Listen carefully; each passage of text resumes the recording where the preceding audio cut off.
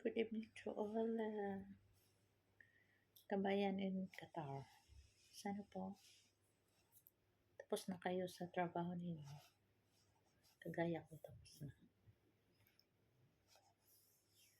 Sana po okay yung Ramadan ninyo. Hindi tulad ko na nag-general cleaning ako kahit Ramadan. Ang hirap kasi na maglinis ka na sobrang mapuyat, pagod. Pero nag-general cleaning na lang ako kasi uwi ako next month. See you Philippines. Sana po enjoy kayong lahat sa Ramadan. Pero talaga hindi ako masaya kasi naglinis ako. General cleaning po. Tapos gising pa ako ng alas 2 ng madaling araw. Sobrang pagod kasi bago pa lang ako na-opera. Hindi pa ako naka-recover. Masakit pa yung operation ko. See you Philippines. Home sweet home.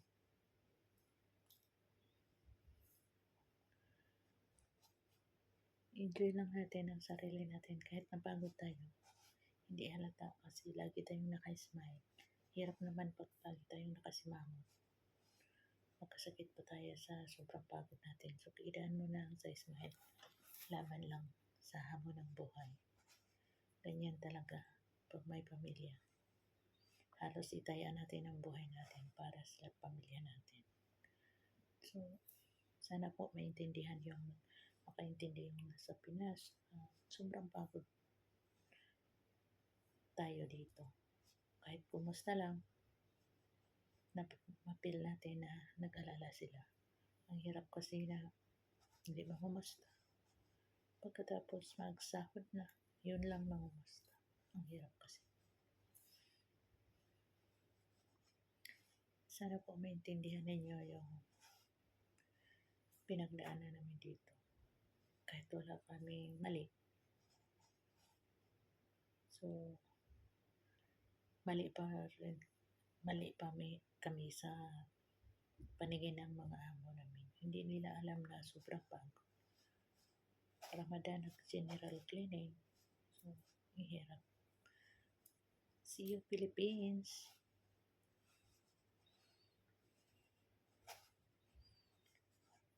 Makauwi na ako. Next month. See you Philippines. Kita ko na yung mga pamilya ko, kapatid ko.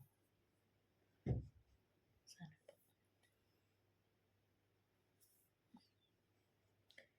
Ngiting nakalungkot. See you Philippines next month. Jan, Jeremy.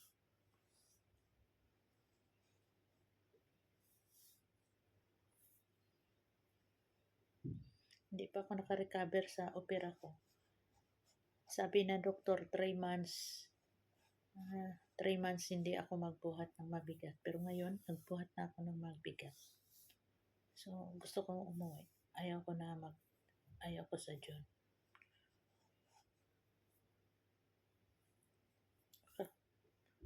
Kala nila na robot na ako.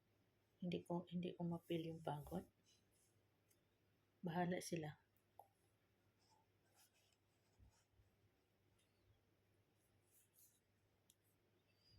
Lapit na ang April.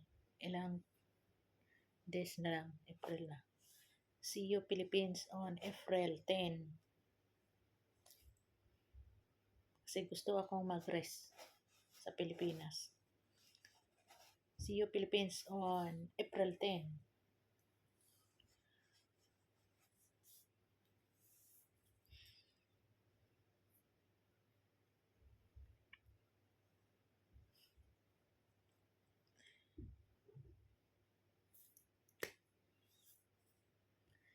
Sige po, bye-bye sa inyong lahat.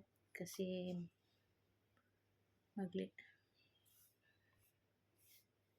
magla-live ako. Sana manood kayo po.